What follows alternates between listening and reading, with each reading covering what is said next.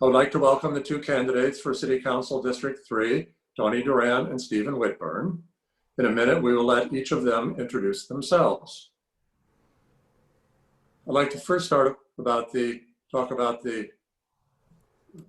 Community Coalition of University Heights. We were formed in 2018 to advocate for community priorities with the proposed redevelopment of the Normal Street site by the San Diego Unified School District. The initial coalition included members of the University Heights Development Corporation, University Heights Historical Society, and Save Our Heritage organization. In 2020, the coalition expanded its mission and its membership to address other community-wide issues that require community-wide collaboration to effectively address. Supporting coalition members for tonight's forum include University Heights Community Development Corporation, University Heights Historical Society, and University Heights Community Association. And now I'd like to welcome Mark Johnson of the University Heights Community Association to say a few words about their upcoming mayoral forum in October. Mark?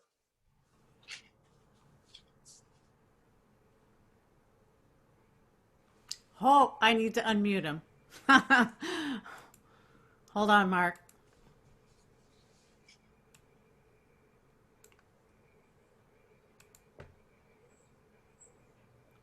People wish it were that easy to mute. Thank you so much, Bill and Kristen, for putting this together. Thank you to the candidates for being on here. Just a couple of seconds to talk about the other race that's going on. The mayoral forum will be happening at the University Heights Community Association's virtual meeting on Thursday, October 1st at 7 p.m. You can hit the uhsd.org website. You're also going to see postings on Facebook and Instagram for information about how to watch that. We have gotten a lot of questions submitted already for that, and it will be a very packed hour with the mayoral candidates. But tonight, much more importantly, we want to hear from Toni and Stephen about our very local issues. So again, thank you all for being here, and thank you, Bill and Kristen, so much for doing this. You're very welcome, Mark, and thank you.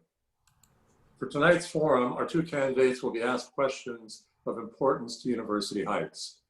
These are based on an online poll of residents about their quality of life here in University Heights.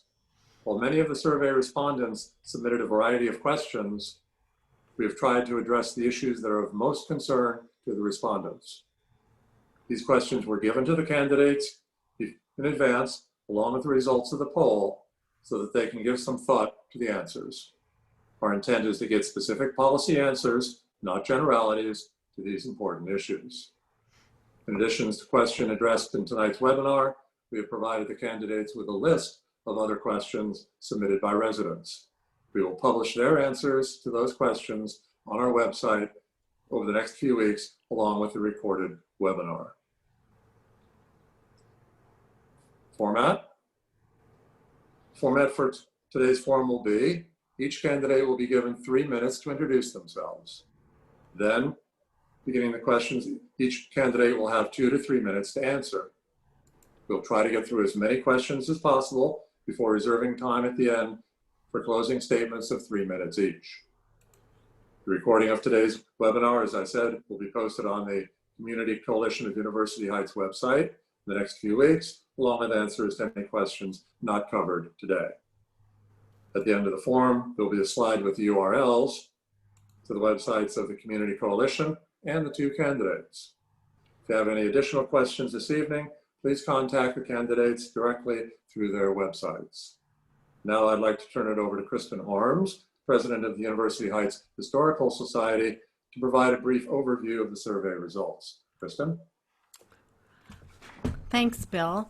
Our survey was based on a quality of life survey created by the City of San Diego and conducted in July and August of this year. It was promoted via the University Heights Historical Society website, the University Community Association website, Facebook, Nextdoor, and email. We received 81 responses from residents in zip codes 92103, 92104, and 92116. and duplicate responses from the same email address were deleted.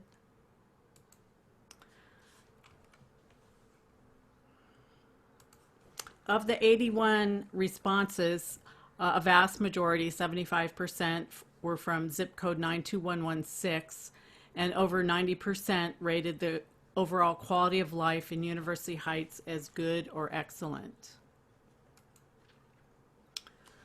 When asked, respondents were asked about the main reasons they liked living in University Heights and could select more than one response. Shown here are the reasons that were selected by close to 40% or more of respondents, and all the numbers shown are percentages. And not surprisingly, that the top of the list is convenient location, followed by walkability and bikeability, restaurants and dining, sense of community, historic homes and properties, diversity, and parks and open space. We also asked respondents what they felt were the most important issues facing University Heights and could also select more than one response. Shown here are the responses that were selected by close to 30% or more of survey respondents. And again, all numbers shown are percentages. And at the top of the list is homelessness, followed by lack of street parking, overdevelopment, poorly maintained sidewalks, inappropriate development, lack of affordable housing, increased traffic and speeds, and lack of a dog park. The same survey was conducted among UH residents in 2011, so it was kind of interesting to compare the most important issues that survey respondents gave back in 2011 compared to 2020. We didn't have room to compare all of them, but I tried to select the top issues. And as you can see, concerns over some issues went up and some went down.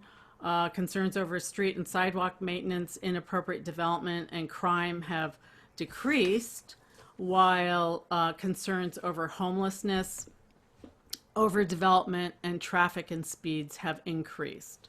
So now I'll turn it back to Bill. Thank you, Kristen. One question that came up as part of the polling was about undergrounding of utilities in University Heights. And we feel that this is more of a question for our current Councilmember Ward. So I just want to very quickly mention things about it. We reached out to Tidal Renner of Councilmember Ward's office. He did provide an update. 2 links will be put into the chat box, with one going to this map showing the various areas in University Heights and where their project status is. Another link will be to the definition, so you can understand more of the process as it goes along. As it turns out, there's one area in yellow that's been allocated. The gray area has been unallocated. There'll be another round of priorities being set in 3 to 5 years. So that's when the rest of University Heights can be considered. Okay, so then on to introductions. It's my honor to introduce the 2 candidates for Council District 3 this evening, Toni Duran and Stephen Whitburn.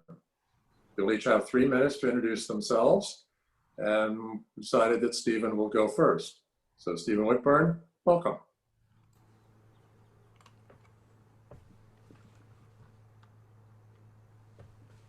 Oh, sorry. I'm falling asleep on the job here. I need to unmute Stephen. Sorry, Stephen.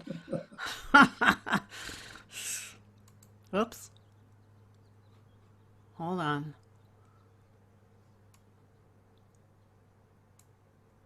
Okay. No. Keeps bouncing around. There we go. Stephen, are you there? And there we are. Okay. Phew. Thank you very much, Kristen. Thank you, Bill. Thanks to everybody who's joining us virtually this evening for this forum. And thank you, of course, to the Community Coalition of University Heights and the Community Association, the Community Development Corporation, the Historical Society, who are all part of the coalition and have done such a wonderful job of coordinating this and getting us all together this evening.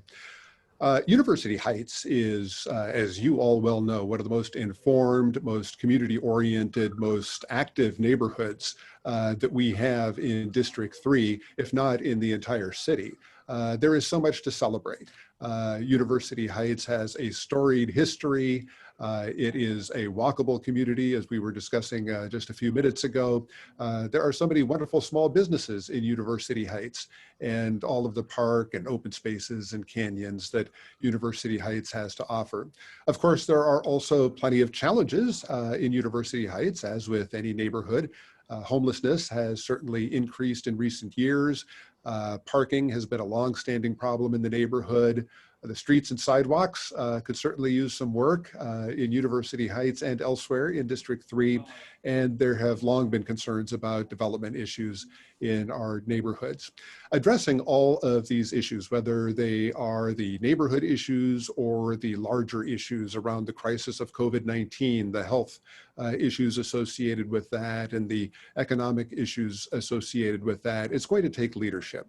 I was a regional director with the American Red Cross and with the American Cancer Society. I was executive director of San Diego Pride.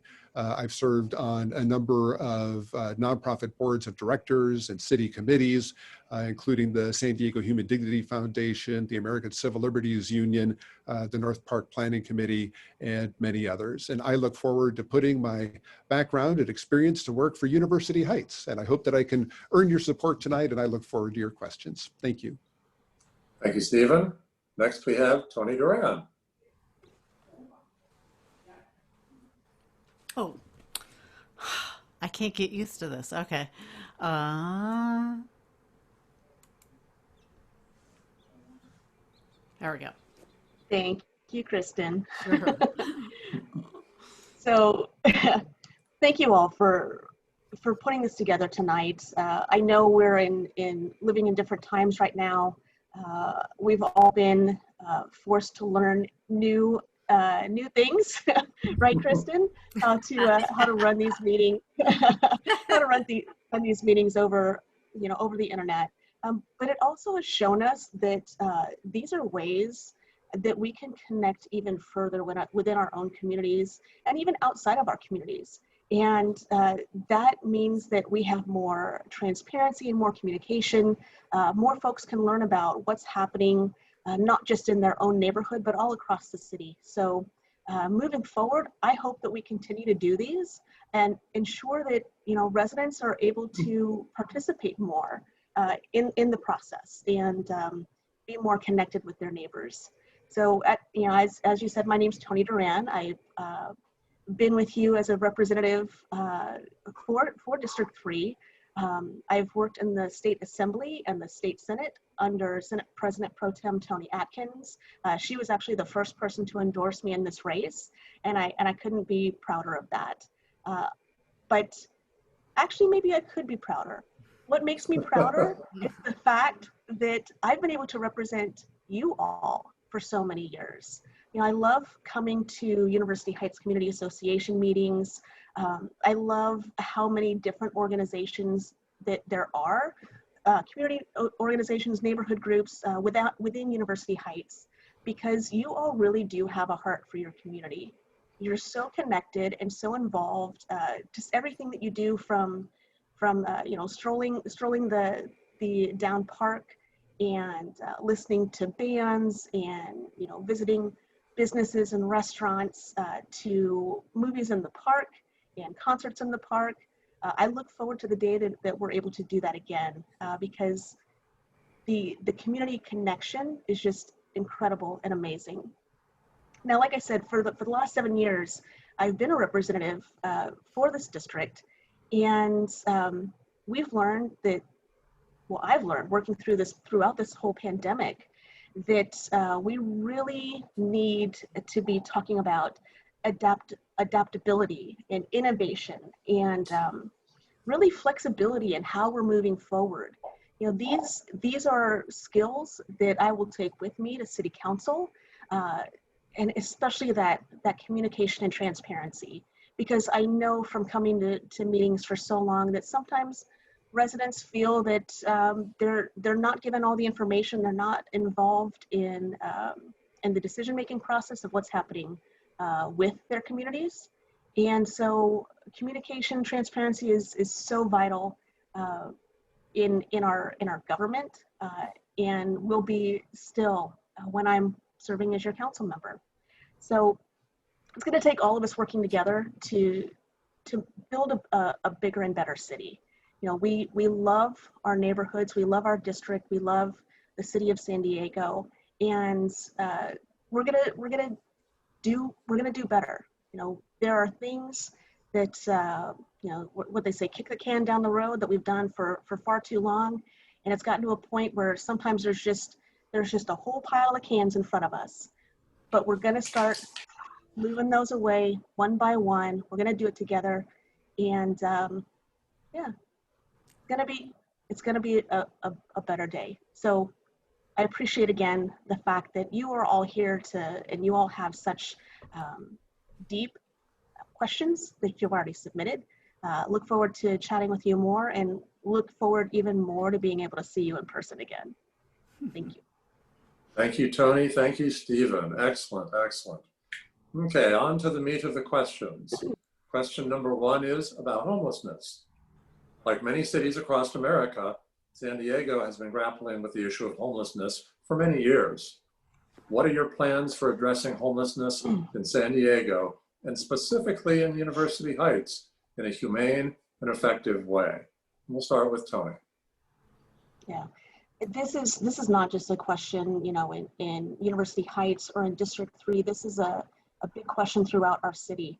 And I have to tell you, the first door I knocked on in my campaign last summer, it was in University Heights. And the first conversation that we had was surrounding homelessness. And University Heights residents really want compassionate answers and compassionate programs to help our unhoused neighbors. You know, we have a plan that was brought forth in front of City Council last year, and it gave basically a 10-year timeline. Like, here's what we should do, and here's what we can do to really not just address, but really put a huge dent in our issues. You know, where we can house homeless veterans, we can make sure that teenagers that are homeless are taken care of, families. You know, it's a matter of doing things like voting yes on Measure A in November, because that's going to help us build affordable housing units for folks that are experiencing homelessness now, that are our veterans, that are our senior citizens, that are families. And $900 million is what we'll put into building that affordable housing. We have, yesterday, the governor announced that through what's called Project Home Key, which it was a program through the state. First, it was called Project Room Key, to help get the folks that were unhoused into hotel rooms that were more at risk of contracting COVID-19. That is now turned into what's called Project Home Key.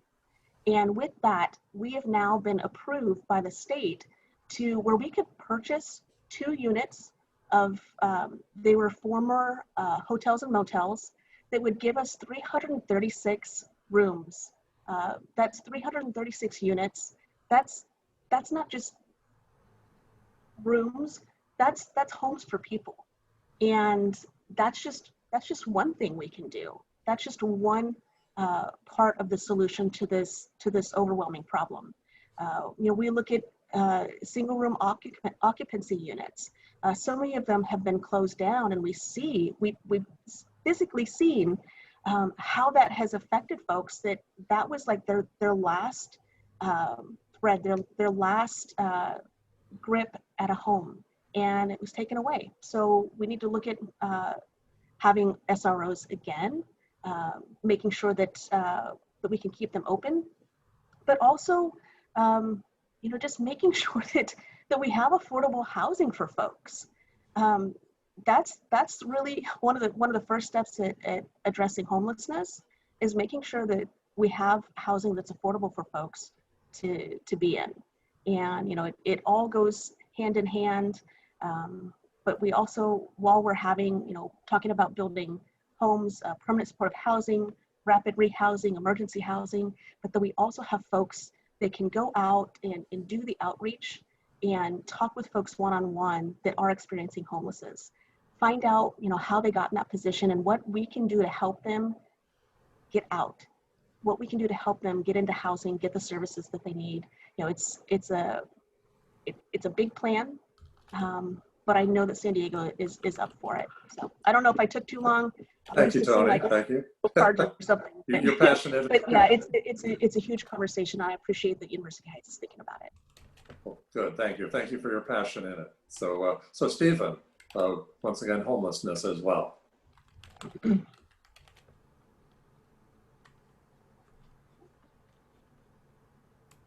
Kristen. Oh, I thought he was already unmuted. Oh, sorry. I got to do it every time. Okay. Stephen? And we're back. Okay. And thank you, Bill, for the question. We have a moral obligation to help those who are suffering on the streets, and homelessness will be my #1 priority on the City Council. We see this tragedy everywhere we look. People sleeping on the sidewalks, people who are panhandling, people who are living in canyons. And in University Heights, this is particularly dangerous because we've had a number of canyon fires as a result of people setting fires down in the canyons. And we're in fire season right now, as we have seen. So we've got to get on top of this. Addressing the unsheltered population is important for humanitarian reasons for them and for quality of life reasons for our neighborhoods as well. The comprehensive plan that the City Council adopted a framework of last fall has 3 major housing components: prevention, short-term shelters, and long-term permanent supportive housing. All of those are necessary. We're working on all 3 of those. But very importantly, it focused a lot on the coordination of services. And the coordination of services is something that has been lacking in San Diego for many, many years. At the convention center, where we've had a homeless shelter due to COVID-19, we have seen a coordination of services. And that coordination has resulted in several hundred of the people who have been staying at the convention center being placed into more permanent housing. And so we see that coordination can work, and we need to have much more of that, not only among our city departments, but among the many wonderful nonprofits who are working on this issue, and also with the County of San Diego, which is responsible for our social services. Our county supervisor, Nathan Fletcher, has really gotten the county board to step up to its responsibilities around social services and mental health as it regards the homeless. And I look forward to working with him. He and I have a great relationship. He has endorsed me. Nathan has said that I am the partner he needs on the City Council. I look forward to working together with him. There are a lot of different reasons why people become homeless, and so we have to address those individually from where people are. There are financial reasons, obviously. There are mental health reasons. There are substance reasons. There are just basic housing reasons. So we've got a lot of different things that we need to address. The convention center, the mayor has said, is going to be closing as a homeless shelter by the end of this year. It is good that we have hundreds of people into housing. Hopefully we'll get some more by the end of the year. But on my watch, one thing we will not do is let the remaining folks in the convention center simply have to go back out onto the streets. We're going to make sure that they have housing. The city is using state money to buy inexpensive motels that will house several hundred people. The shelters will reopen with social distancing to allow more safety there. We'll continue to coordinate services to try to get those folks into long-term housing.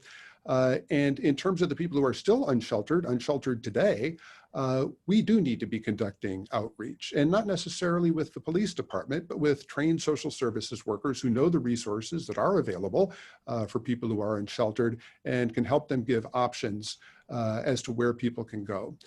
We may want to look at hiring some security in certain areas. We've got to protect our canyons, and we have to be preventing fires.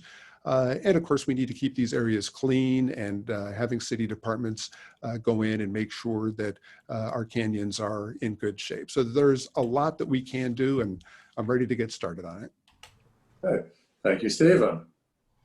Question number 2 is tonight on affordable housing. As you said, it dovetails quite well with homeless. During the last community plan update in 2016, the city dramatically increased the number of allowable units throughout University Heights in an effort to increase the supply of housing and reduce cost.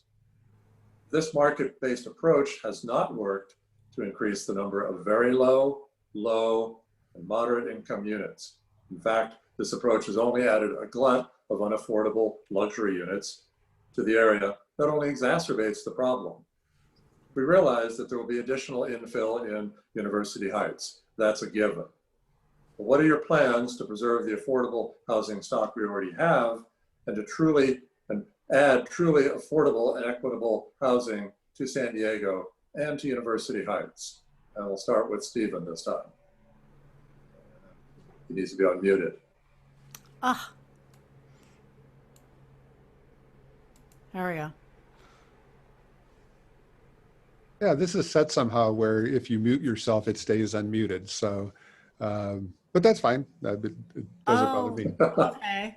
Yeah. So I don't know. I'll just Okay. keep myself unmuted, I guess, and try to be quiet. As regards to affordable housing, it's just very sad to see people we know who leave San Diego due to the high cost of housing.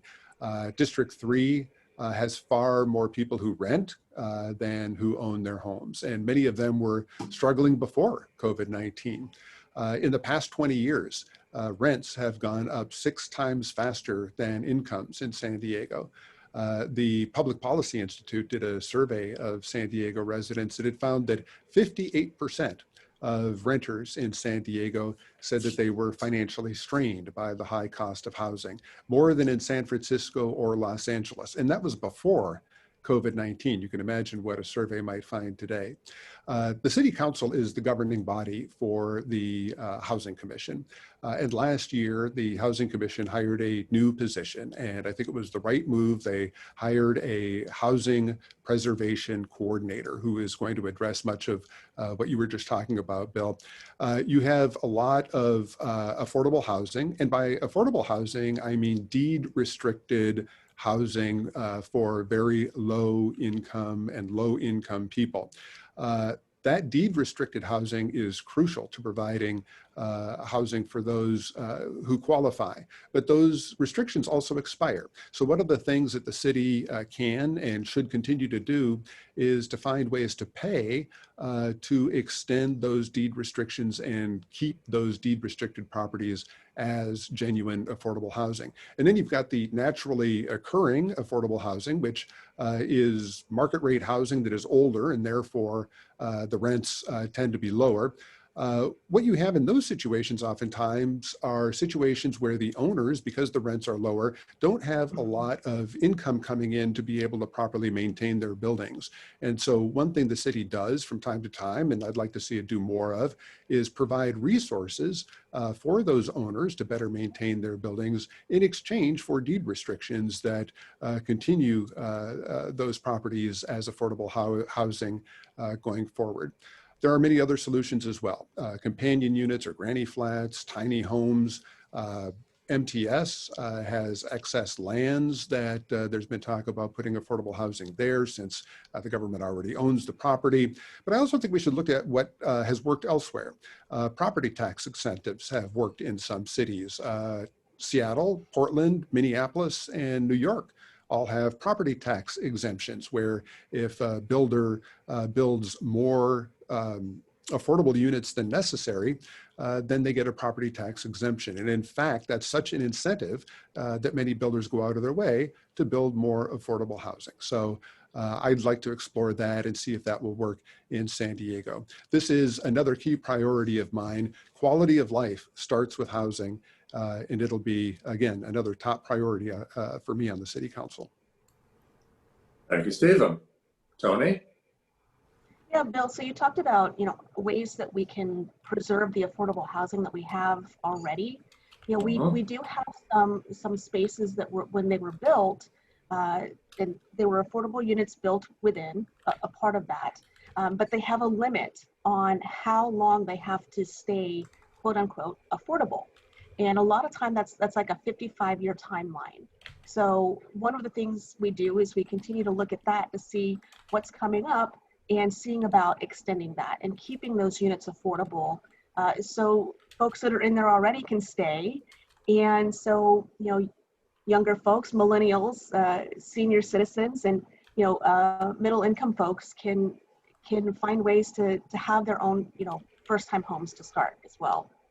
We have we talk a lot about when we're talking about affordable housing, we talk about units that are affordable for lower income folks, which is of course extremely important because we have a lot of folks in San Diego that something like $97,000 a year is median income, but you're considered low income if you make $64,700 or less. And I got to tell you, that would make me below low income. And I have what I consider a good paying job, but in San Diego, it's not quite enough. So we need to focus on supporting what's called the middle income density bonus, where we are addressing the fact that we're kind of forgetting about those people in the middle. We're building all this luxury housing, all these luxury condos and lofts that are beautiful, and we have bits of the lower affordable housing for lower income folks. But we're forgetting about our working class in the middle. We're forgetting about our teachers and our firefighters and our blue collar workers.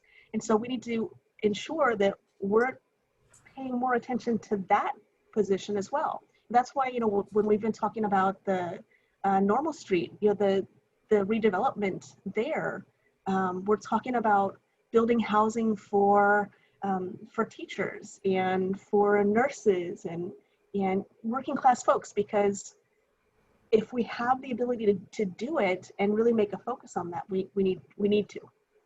So we also have what are called in lieu fees. So if there's a developer and they're not going to build X percentage amount of affordable housing, they pay a fee so they don't have to build that housing.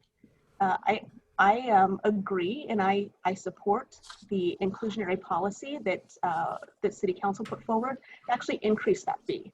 So for one, if they are paying that fee, and if it's a little bit more, depending on what the square footage is, maybe they'll decide, well, okay, I'd rather build the affordable unit than not build it. And if they do decide to pay that in lieu fee, that money goes towards the building of affordable units. So those are a couple things. I support a vacancy tax to try to make it so not so much luxury housing is built that is just going to sit empty. We need more housing in San Diego. Period. We need to ensure that kids don't have to move away when they're adults and they're being kicked out of their parents' home because they're an adult now. They need to get their own space. And we want to keep our kids and our grandchildren and our nieces and nephews here with us. So we need to ensure that we're doing the work now to make sure that they can afford to live in the city where they grew up. So again, conversations. Follow-up question for you, Toni. Follow-up question. You mentioned the middle income or the middle part of that, and that's very, very true. Most of the programs are for the lower one. Do you have any specific ideas to help that out And with regards to that, you mentioned the in lieu fees. Those have really been around for a while. They've been, the developers can get added, height, added this, added that, if they put 10% units in, and that really hasn't been working. So any creative ideas that you may have?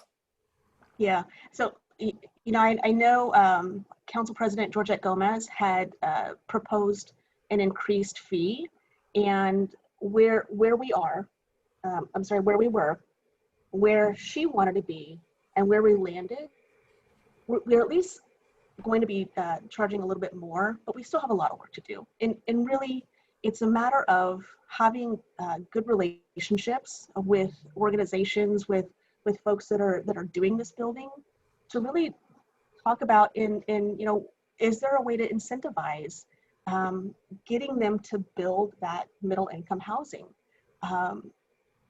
If you build housing that people can't afford, you're not going to make any money off of that either. So we have a lot of conversations to have, but the fact that we haven't focused as much on that middle income housing, it's like it seems like we're forgetting a great majority of San Diegans. But having open, honest, and transparent conversations and working together to get that done, I believe it's doable. I think we just need to work harder at it. Thank you, Toni, because I've been on Uptown Planners since 2016, and we've approved and discussed a variety of projects, and most of them either don't have additional housing or portion of them for the low income, or it's only been 10%. So it hasn't worked. So I'm hoping that whichever of you gets on the council, that you're able to do something creative on that. So thanks both of you. Thank you. Yeah. Next question is going to be traffic. And we're going to go with Toni on this one. As a number of new residential units continue to grow east of Park Boulevard, an increased number of their residents drive through University Heights seeking a faster route to the 163 freeway and to Hillcrest. This results in increased traffic, speeding through University Heights, and safety issues for pedestrians and bicyclists. What are your plans to reduce the amount of pass-through traffic in University Heights and increase the safety of pedestrians and bicyclists? Toni? Yeah,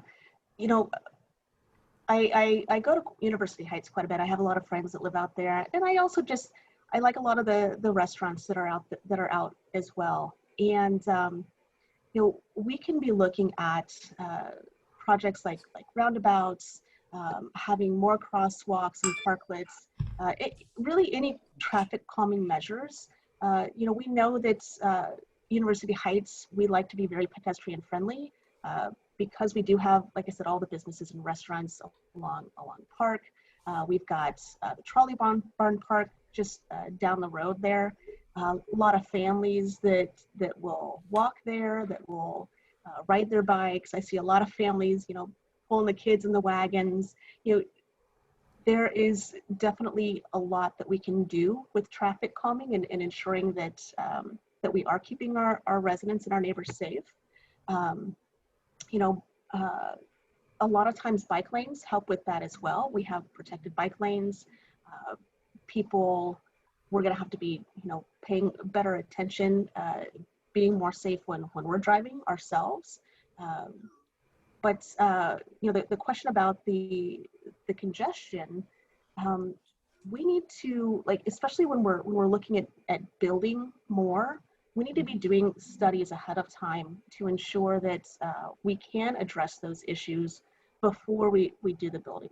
So we're looking at things ahead of time and not trying to fix things after we've already maybe made an issue for ourselves. So, like I said, there's a lot we can do with traffic calming, a lot of education that we can do as well, and there's definitely ways we can make it safer. We want to be able to ride our bikes and stroll along the boulevard. We'll get it as the polls showed, it's very walkable. People love the area because of that. And, and we've had some issues over the last year. So thank you. Very good. Stephen, how would you handle the traffic issues? Sure. Well, it really affects the quality of life in a neighborhood when you have increases of traffic and you have that traffic moving at rapid speeds. It certainly changes the dynamic and feeling of safety that you have in your own neighborhood. There are a variety of approaches to it, but one thing that is always an issue is that anything that you do to try to slow down other cars that are coming into the neighborhood from, say, the east, as you mentioned, are also going to apply to your own vehicle and your own travel. So when you look at, for instance, some neighborhoods have put in speed bumps. And that is very effective at slowing down vehicles. But it also means if you have speed bumps on a street that you use a lot, you'll be going over them every day. The fire department isn't always crazy about speed bumps because it slows them down. You can have more stop signs in your neighborhood. You can have more motorcycle enforcement. One thing that we see downtown is where you expand the sidewalk and expand the bike lanes and end up with a narrower street. And that narrower street sort of causes vehicles to travel a little slower because psychologically you're going to slow down a little on a narrower street. Pedestrian bulb outs are another solution. In some places, they have closed one end of the street. It's accessible by people who live there, but it ceases to become a through street. So those are all possibilities, but they're all things that have repercussions for the people who actually live right there in the neighborhood. Another possibility is to simply try signage that says no through traffic and see if people, or some people at least, will heed that kind of signage. But I think these solutions have to come from the neighborhood because they impact the people who live there as much as they impact the people who are coming through there. Our community leaders in University Heights have all sorts of knowledge and experience. So if our University Heights community leaders want to try an approach, I'll see what I can do. Good. Thank you, Tony. Thank you, Stephen. Appreciate both of your commitments to that, and the community looks forward to coming up with possible solutions and getting you to help on implementing those. Roundabouts, bulb outs, a variety of those are excellent traffic calming techniques. I missed one of the questions. Question 3. Oops. So we're going to cycle back around to number 3. This is sort of an extension after the housing issue about preserving community character. Along with other development, along with overdevelopment of unaffordable luxury units in the area, University Heights residents are very concerned about the lack of height restrictions and design guidelines for new development. Community-specific design guidelines were removed from the community plan update in 2016. In addition, new zoning allows unlimited height in some areas, and the new Complete Communities program can allow for up to 8 stories or more in most of University Heights without regards to the historic community character of the existing lower scale development. What is your plan for assuring that the new development in UH is consistent with our existing lower scale historic community character, keying in on this community character, the historic aspect? University Heights, as both of you know, are 130 years old, and we love it, and you love it too. So Stephen, please. Sure, Bill. Well, a key feature of University Heights is its history, from the ostrich farm to the trolley barn to the normal school. It really creates a sense of community, and there's a lot of value in that. I served for several years on the North Park Planning Committee myself, so I certainly value good urban design.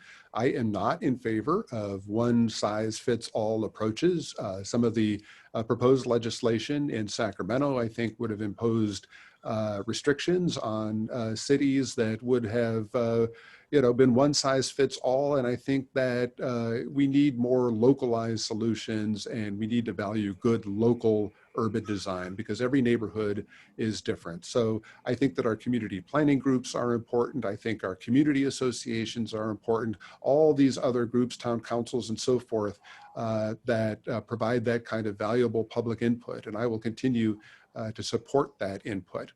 We have the Historical Resources Board at the city, which provides valuable input on what homes and other structures are historic and what may not be actually historic. The community Complete Communities proposal, which you alluded to, that's currently going to be coming before the City Council at some point. I think it needs more time, and I think it needs more public input. So there are some good things in there. There's some good intent in there, but I think the public needs more of a say on that proposal and ought to have more opportunity to provide it. Thank you, Stephen. And now we'll go back over to Toni.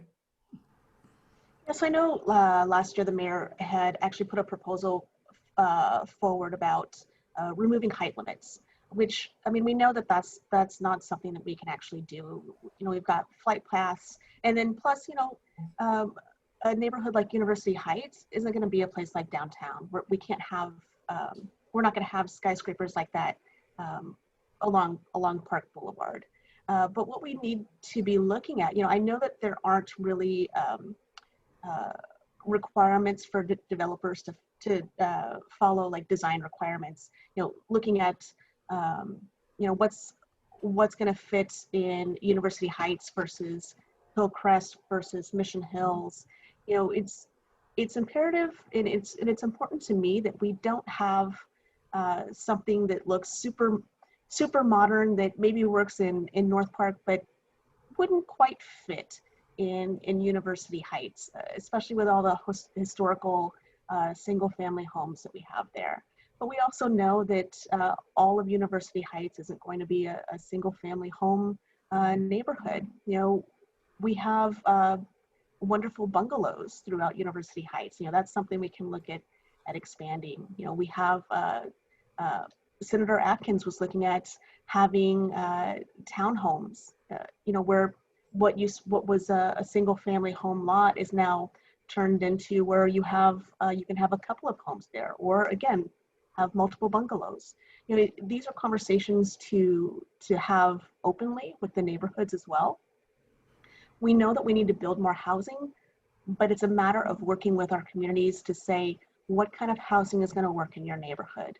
Because like I said before, folks don't like to know what the government or what the city or, you know, what legislation is about to do to them.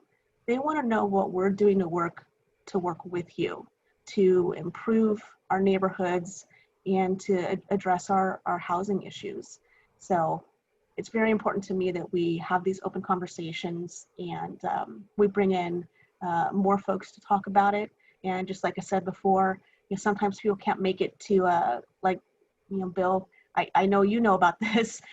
People can't always make it to an uptown planners meeting for several hours in a night, to waiting until they talk about the one piece of housing that's going to be discussed in their neighborhood. But if we continue things like these Zoom meetings and call-ins, when we're expanding that, we're able to have more conversation with folks. And as council member also, I'll make sure that I and whoever's on my staff continues to make that outreach with communities and bring proposals forward, so you know what we're seeing as well. Okay. Thank you very much, Toni. Very good. So now we'll skip over question 4, which was traffic, on to number 5, which is sidewalks. As one of San Keep us on our Diego's toes. follow the bouncing ball. As one of San Diego's most walkable communities, the good condition of our sidewalks are essential. Well-maintained sidewalks contribute to better public health and reduce greenhouse gases. What is your plan to improve and maintain condition of our sidewalks in University Heights? And I may just add, you know, since I was involved with identifying a number of the contractor stamps in University Heights, a lot of our sidewalks go back to the 20s and 30s. We have some old sidewalks here. So what are your ideas, Toni? Yeah. So for one, a lot of folks don't know that the property owner is actually responsible for the sidewalk in front of their home. And I know that's how things are at the city. It's concerning to me that, you know, here it's the city that's laid your sidewalk, but now you're responsible for it.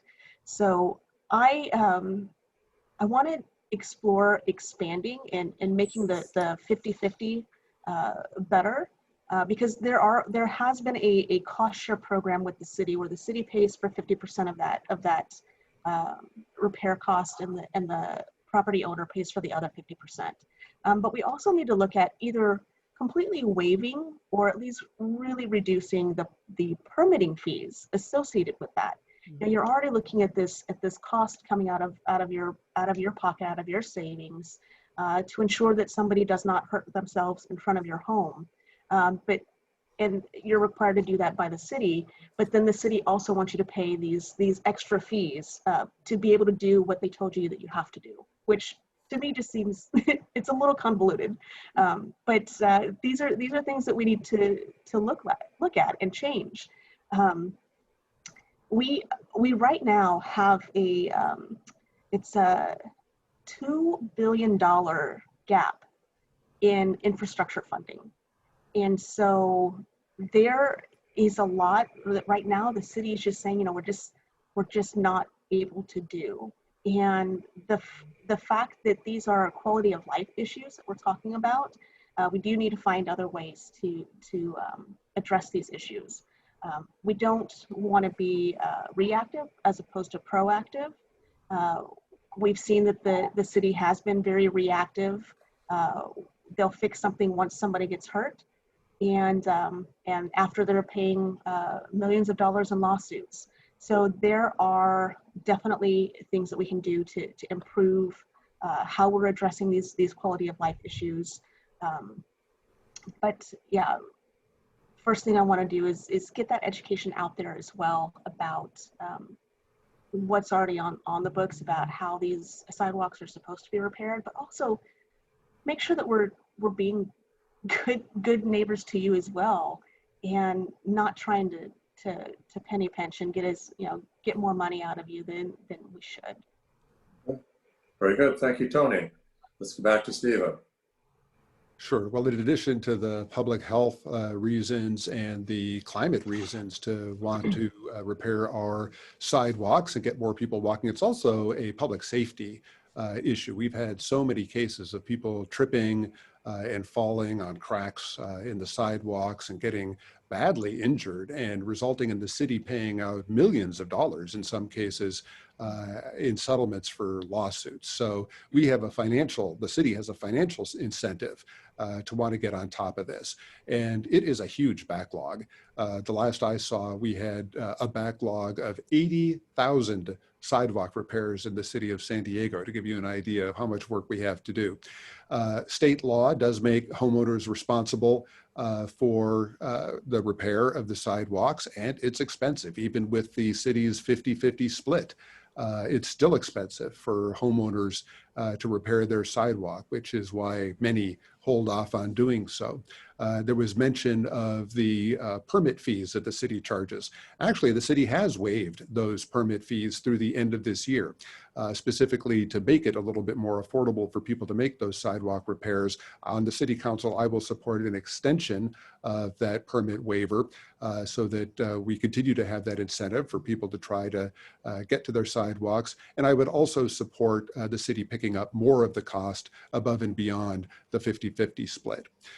I also think that we ought to look at development impact fees. One aspect of complete communities that I think is good is that it calls for a more equitable distribution of development impact fees around the city. Right now, in some of the wealthy northern parts of the city, where there's been a lot of expensive development, they have literally more development impact fees than they can use.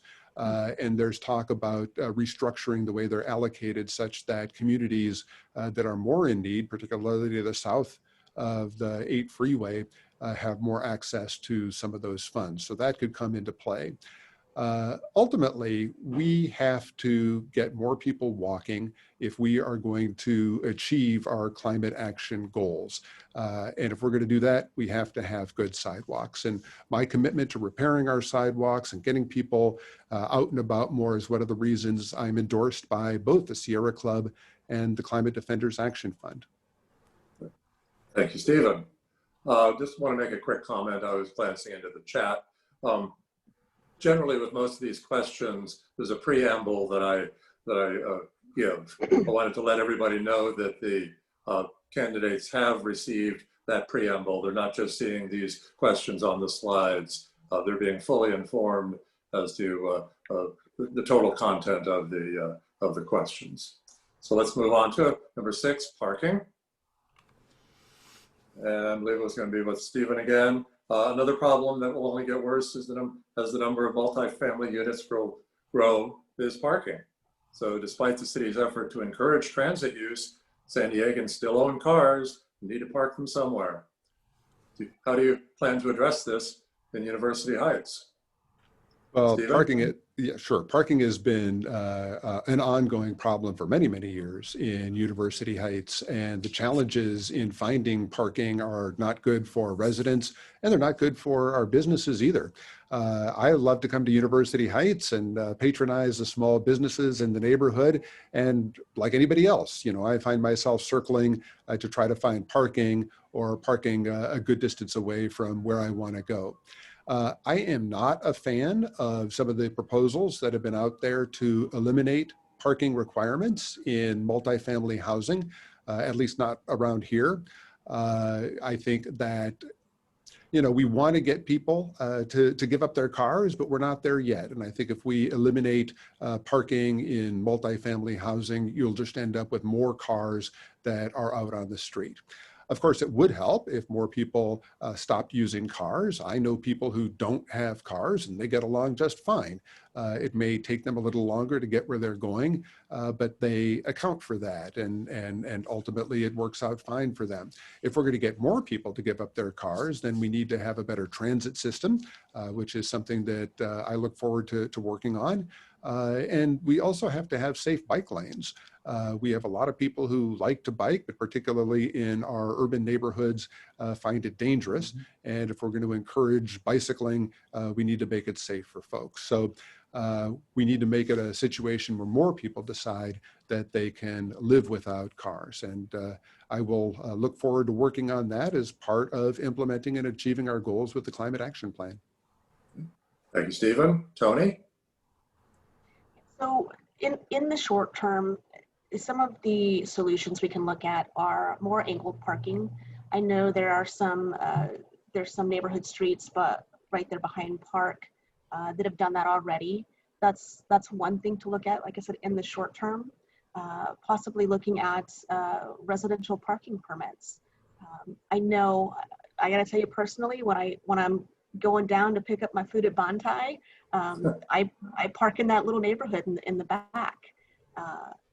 And over the years, they've added red curbs to address the fact that so many cars were parking back to back to back. But we keep talking about building, and when we're talking about building, especially some of the legislation that goes through in Sacramento that they're discussing for not just cities where it works, but for every part of California. They do talk about reduced parking spots, or saying that sometimes developers maybe would not need to build in parking with the units. And if we're going to do that, we need to already have the solutions in place to ensure that people that are going to be in those units who aren't going to have a parking spot don't need that car, because we've already increased the amount of transit that we have. We've already made it so transit is more convenient and affordable, and it's quicker. It runs faster. It gets you to where you need to go in a faster manner. Right now, the way our bus system is, when I was living in Normal Heights, it would take me an hour to get from Normal Heights to downtown, and that was just one straight shot on the bus. And we need to ensure that we're having better solutions for folks. So like I said, we have some short-term solutions, long-term solutions we need to do better with, because yes, we want to get people out of their cars. Yes, we need to do that in order to address climate change in our climate action plan. But if we're not giving people solutions and really good reasons to get out of their cars, we need to answer to the fact that that folks do have cars, we do have cars, and we need to have a place to park them. So big conversation and solutions that we can have. Thank you, Toni. Moving on to question 7 about the normal street site that was alluded to a little bit ago. The San Diego Unified School District has decided to redevelop its 11+ acre property on the Normal Street to include affordable housing for teachers and staff, as well as a people park, dog park, community plaza, outdoor amphitheater, joint use meeting rooms, and the preservation and adaptive reuse of the historic teachers training annex, which is Annex 1, and the Alice Burney Kindergarten building, which is Annex 2. If this project comes before the City Council for a vote, would you support all of these proposed uses on the site? Toni? Yeah, so absolutely, I'm going to support it because I've actually been with you all for several years in those meetings. I've toured the sites. I was actually in the teachers annex with a lot of you. I've been at the school where we had meetings in the auditorium, and we had all of the plans out, and here's your green dot, and tell us what you want. And we've been having these conversations for years, just since I've been a representative in the district. But these conversations started when Toni Atkins was the council member. I mean, this has been a long time coming, and the fact that we have these great ideas that have come from community after having such deep conversations about them. I love that I was at the meeting at University Heights Community Association when people talked about, can we build housing for teachers on that spot? And people were like, oh, that's a really good idea. So I've seen this come along the last few years. I love the ideas that we have. I love, that we can have that dog park there. We can have that affordable housing. We can have park space. So yes, absolutely. I love the ideas that have come forth from the community, from all of us working together. Thank you, Toni. Stephen? I would love to see this. I think these are wonderful amenities. I would want to make sure that the immediate neighborhood is supportive because when you're talking about things like outdoor amphitheaters and dog parks, you can get some noise. So I want to make sure that the immediate neighbors are fine with the proposal. And, we could probably cite some of those things that are further away from the homes. But assuming everybody is on board, then absolutely, I would like to see this happen. Thank you. Speaking of dog parks, that's our next question. While the San Diego Unified School District has committed to providing space for a dog park on the Normal Street side, the city has yet to commit to the resources to operate it. Will you commit to finding funds for operation and maintenance of a dog park on the Normal Street site if the district allots the land? And secondarily, what would be your backup plan if the district decides not to allot land for a dog park? Stephen. Sure. Yes, I would commit to finding the funds. And if we don't end up putting a dog park there, then I will work with the community to find alternative suitable sites where we can put a dog park. Aside from the practical uses of dog parks, they are great for community building. So University Heights should certainly have one. Okay. Thank you, Stephen. Toni? Yeah, so this has been another big conversation in University Heights, and I got to call him out. My good friend Mark, he's talked to me about this a lot. This has come up in a lot of UCA meetings through the years, and people love their dogs, and they want to have a place to go and have their dog run around and really just be mindful too of their own neighborhood.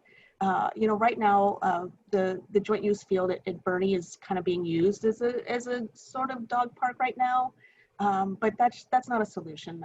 We need to make sure that when kids are running around in the park, that they're not, slipping on the little gifts that are left behind.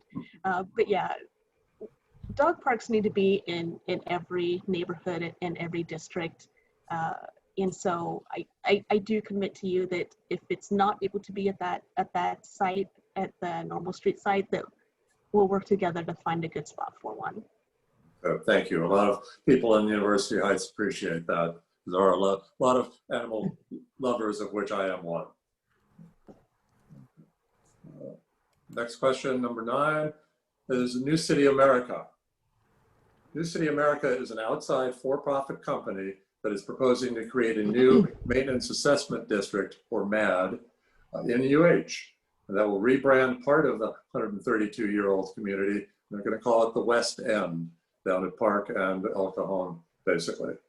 And will also duplicate services provided by existing community-based MADs to the local businesses and property owners. Many local organizations oppose this initiative, including the University Heights Community Association, University Heights Community Development Corporation, University Heights Historical Society, and the Boulevard BIA. If and when this comes before the City Council for a vote, would you oppose any proposal that rebrands any part of UH and or duplicates the services and adds another layer of taxes to existing MADs in UH? Toni. So I would definitely oppose a rebranding. I know that a lot of times these MADs are called, they have different names that are not necessarily associated with the actual neighborhood. Sometimes they are, but they don't actually have banners or signs or anything up saying this is this area. It's like just a way for them to know what maintenance assessment district they're in and who runs it. And so the rebranding, I don't want to rename University Heights. I don't want to rename Hillcrest. These are our neighborhoods. And also MADs in of themselves, they are they're self-assessments among property owners, and the property owners have to actually vote to allow the MAD and to bring it in new. So it's really important that anybody that's looking to create a new maintenance assessment district is very open, transparent, and has open communication with the businesses and property owners and the neighborhoods. We're aware of what it actually is, what's going to happen. I know we've had a lot of this conversation in Hillcrest as well. I know Hillcrest the Hillcrest Business Association has had these conversations with New City America. I know that El Cajon Boulevard has had these conversations. I also know that the West End MAD is paused right now, but part of it, my personal feeling is that part of this is paused because people did become aware of what these ideas were and they want to have a say. And so the fact that like for MADs, it's the property owners that make the decisions, but we want it to be an equal decision-making process.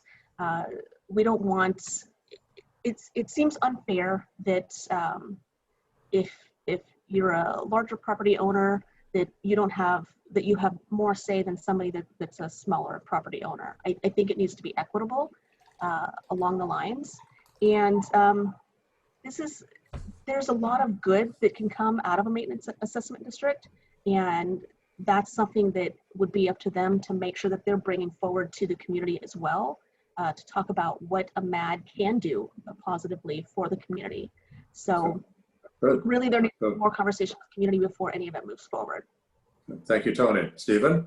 Well, one of the things that I think we've seen too often in San Diego is decisions being made by officials before the community has been heard. And in fact, this is one of the reasons why I'm running, is because I think oftentimes public input is either neglected or is not solicited before decisions are made. There has not been an actual public hearing on this proposal, and there will have to be a public hearing ultimately before this goes forward. So I think it's going to be very important for me to hear from the community at that public hearing first and foremost. Also, this entails a vote of the property owners, and I want to hear from the property owners who will be affected by this as well. There has been recently an attempt to get the parties together to try to work something out. I think we should see where that goes. I'm not sure that we have all of the information. Branding can mean different things. I mean, branding can mean that we're talking about no longer referring to the area as University Heights, or branding can mean like the Boulevard, where you've got the Boulevard, the business district that is branded as the Boulevard, but everybody understands that it's University Heights. So we'll have to see what the intentions are there. So I want to wait and see what the actual proposal looks like. Here's what people have to say, and then based on all that information and input, make a decision from there.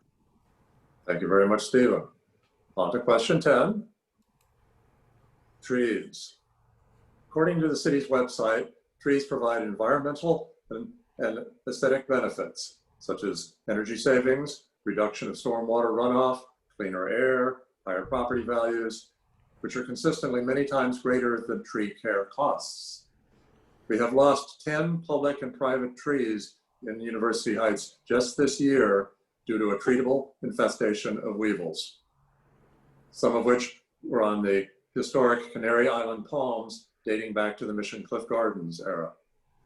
Despite continued community outreach to the city, since May about treatment to prevent further infestation and tree loss, trees continue to be infected. Further, we have not received any commitment from the city that the 10 trees that have been lost will be replaced. Since it costs significantly more to remove and replace a tree versus to treat a healthy tree, what is your plan to treat and maintain the trees that we have in University Heights and add more trees to the streets? Steve.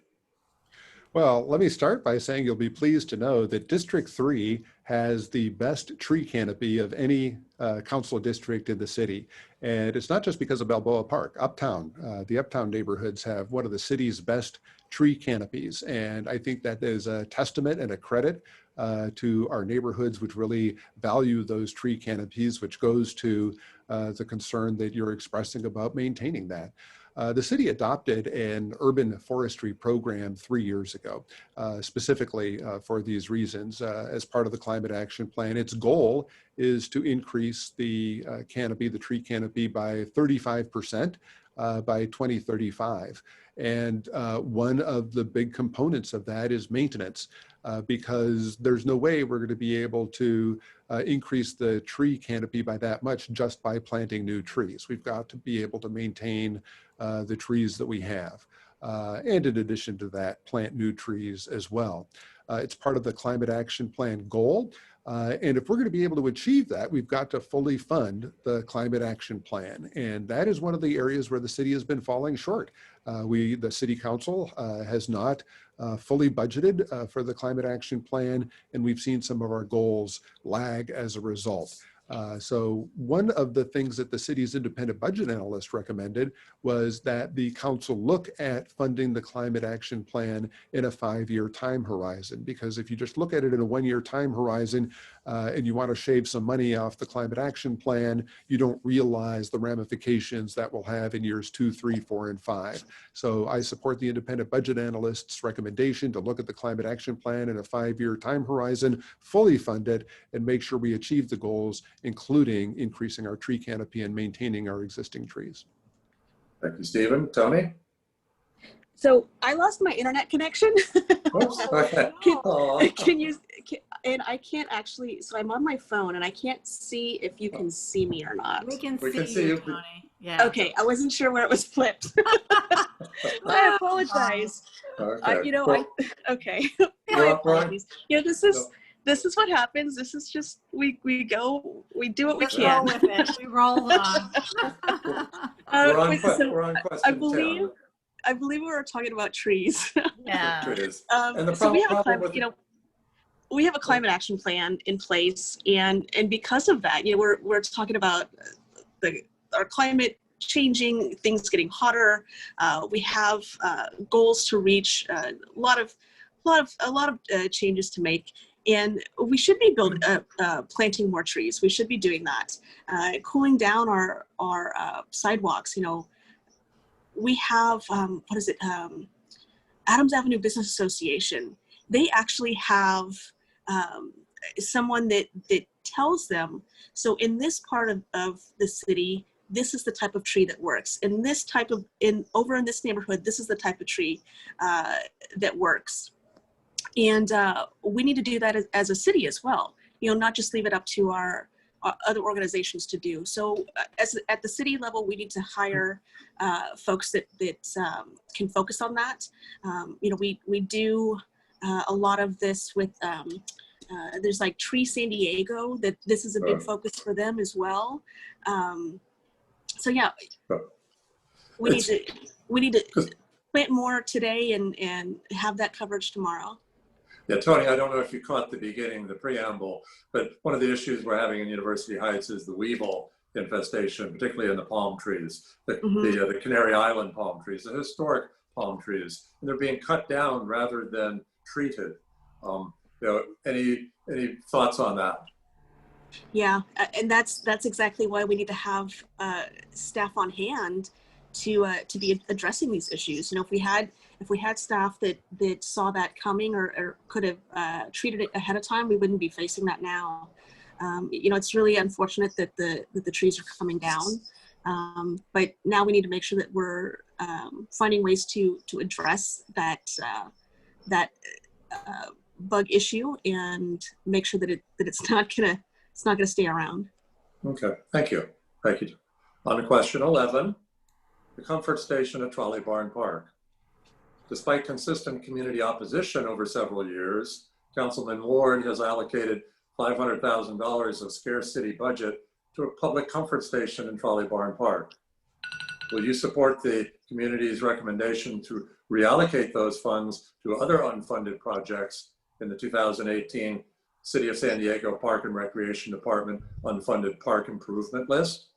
This list included a number of projects in UH, including more lights, picnic tables, and benches at Bernie Joint Use Field, and a permanent stage at Trolley Barn Park.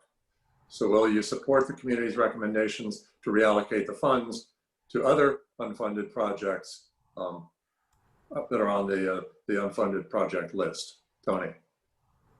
Yeah, and this is what we've been talking about all night and really throughout this entire campaign, is listening to our community and to our neighborhoods and listening to what it is that you want and you need and answering to that.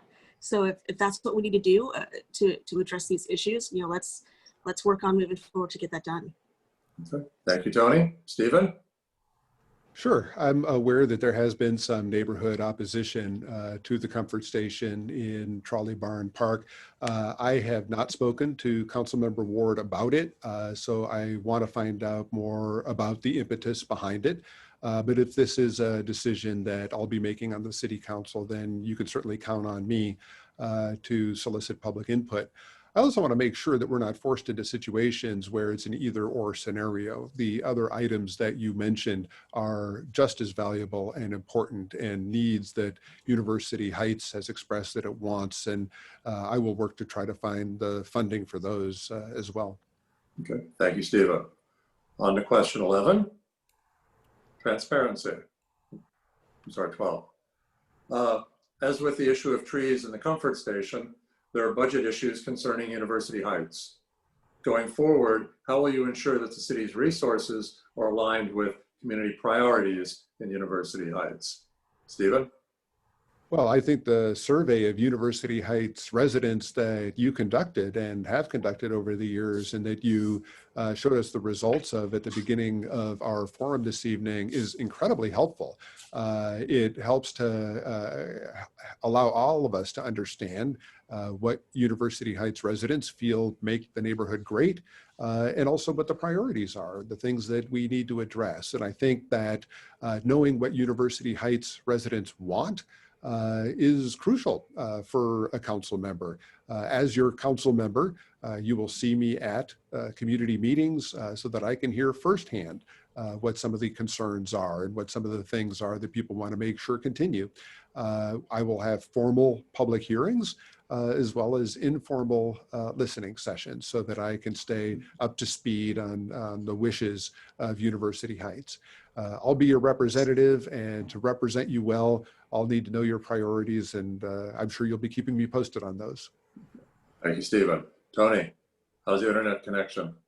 Are you there? I'm hoping it's okay. I You're can see looking you. good. Okay. Okay. Who knows how the angle is? I don't know. But you know, transparency and communication and accountability are really important to me. Partially just because of the person I am, but also because I have been working in government for the last 7 years. I've been listening to you all. I know what it's like to feel that you keep that we keep asking you what you want, and you tell us what you need, and then we're like, okay, great, so we're going to do this other thing instead. That's not what's going to help build trust with our community members. We saw during the budget process that our community called in and told us what they needed, what they wanted, and what they were demanding. And we had so many people call. It was amazing. People were really getting engaged because they had new ways to get engaged. They didn't have to be at the city council meeting. They could call in. But unfortunately, a lot of those folks also didn't know the process. And one of the things that's really unfortunate is that we have a strong mayor form of government, which made council members feel that they could not vote in the way that their community was really demanding, because they knew that there was going to be, they knew that the mayor's office had a way to really punish them for not going along with their way. The council members were trying to look out for their community by keeping the funding that they had, keeping projects in line that they already had. But we saw that wasn't really communicated well. It wasn't communicated until after. So as your council member, I won't just be having conversations with you about what the process looks like and how it goes. I'll be at community meetings with you. I will have open office hours. I will have town hall meetings. I'll have staff that's at every meeting as well. I've been that staff member that's at meetings. I know how important it is to have that connection and have that conversation going back and forth. But it's important that as a community, you ask for what you want, but you also demand what you need. And so we need to answer to you. That's part of our job, is to make sure that we're answering to our community. Thank you, Toni. I think last question then, number 13, which dovetails quite well with this. We talked about communication. Will you commit to quarterly online check-ins with UH community members to review the progress on these priorities? Toni. Yeah, absolutely. And honestly, I think quarterly is maybe not even enough. So quarterly at a minimum, but it's just kind of me. I like checking in. I like, walking the neighborhood and having those conversations with folks to address issues. I plan on having neighborhood leadership groups as well. So we have, like you have Neighborhood Watch. A neighborhood leadership group is kind of like that, where you have neighbors, little pockets of neighbors that are having those conversations, and then we can connect with them as well. But yes, of course, Sure. Quarterly at a minimum. Thank you, Toni. Stephen? Yes, absolutely. I can commit to quarterly updates. In addition to that, I think most people in District 3 have my cell phone number, and if you don't, it's on my website. So really easy to get a hold of. We'll keep those lines of communication open, and I'll stay on top of exactly what the folks in University Heights want to see. Okay, thank you, Stephen. Okay, on to the next slide. We're getting down to the end. There were additional questions that were asked of the candidates that were submitted by the residents. Unfortunately, these answers will be posted on the Community Coalition of University Heights website, along with webinar recording in the next few weeks. If you have any additional questions for the candidates, please contact them directly through their websites. So you can see some of these additional question topics refer to systemic racism, mass transit, short-term rentals, play everywhere, which is the Parks Master Plan that changes how parks needs are evaluated, and off-leash dogs in our parks. So these will be, written responses will be on the website. Now we're getting to the end. We're to the closing statements. And whoops, refresh my memory. Who went first? The first time was Stephen. So I believe it's Toni gets to have her 3-minute closing statements. Toni. Thank you again for having us tonight. I gotta tell you, I always enjoy our meetings with University Heights. You never know what's going to happen, and so not only are you the first neighborhood that I knocked a door, you're also the first neighborhood where I lost my internet connection. I had to come up with a quick way to connect back with you. But you know that's me showing you too how important this is. I want to make sure that we have continued conversation, open conversation. Even if it looks silly, I'm going to find ways to connect with you and have talk about what's important to us. You talk about the deeper issues when we're addressing our homelessness issues and our housing affordability, but then talking about things is what should be as simple as a dog park. These are all quality of life issues. This is all our planting a tree. This is planting that seed. We may not see we may not see what it's gonna be right now, but 10 years, 15 years, 20 years down the road, it's our nieces and nephews and children and grandchildren that are going to really see what we did for them. We plant a seed today to get that better future tomorrow. So that is my job. That's what I love to do. That's what I want to do. I'm going to do it working with you. You can definitely contact me. I'm info@tonyforsandiego.com. I know a lot of you have my contact information just because of conversations that we've had throughout the years. And just know that I'm always here for you and with you. I will always be an advocate for our communities, for our residents.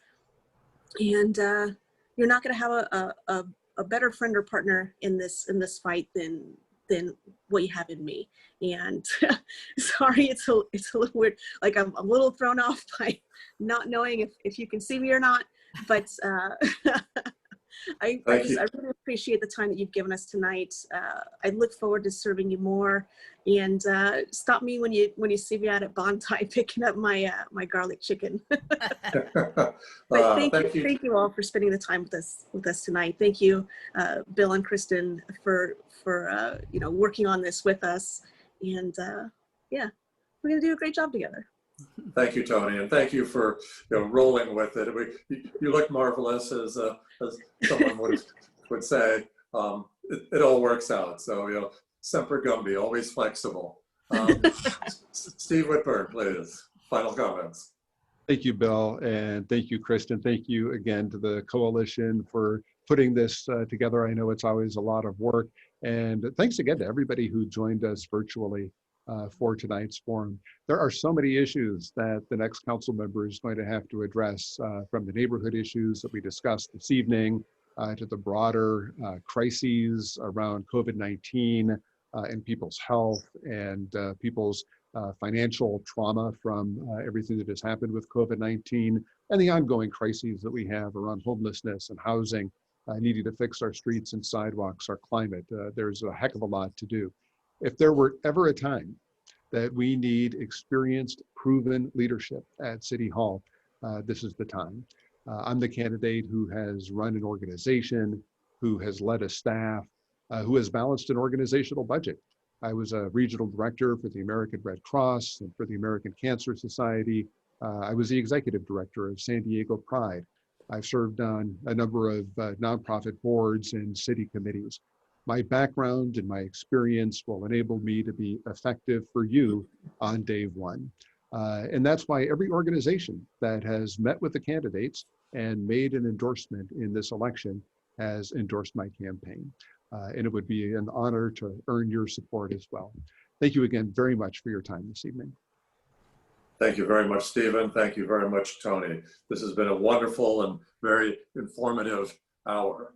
In closing, I would like to thank the two candidates, Toni Duran and Stephen Whitburn, for being here tonight and enlightening us on their plans as council member, and specifically how that affects University Heights. We appreciate both of you taking the time to learn more about the priorities of the residents of University Heights and giving thoughtful and specific answers on solutions. Our best of luck to both of you As the campaign continues, we look forward to having you participate in additional online forums with our community after the election to review progress on these priorities. I would like to thank our coalition partners for their participation in this webinar, including University Heights Community Association, University Heights Community Development Corporation, University Heights Historical Society. My additional thanks to Kristen Harms for her hard work and expertise in creating the online survey and organizing and managing this evening's presentation. The Community Coalition of University Heights looks forward to working in the community with all organizations to advocate for the priorities and concerns of the University Heights residents. This webinar recording and council candidate answers to additional questions will be posted on the Community Coalition of University Heights website in the next few weeks. Thank you again. Stay safe, stay healthy. Good evening.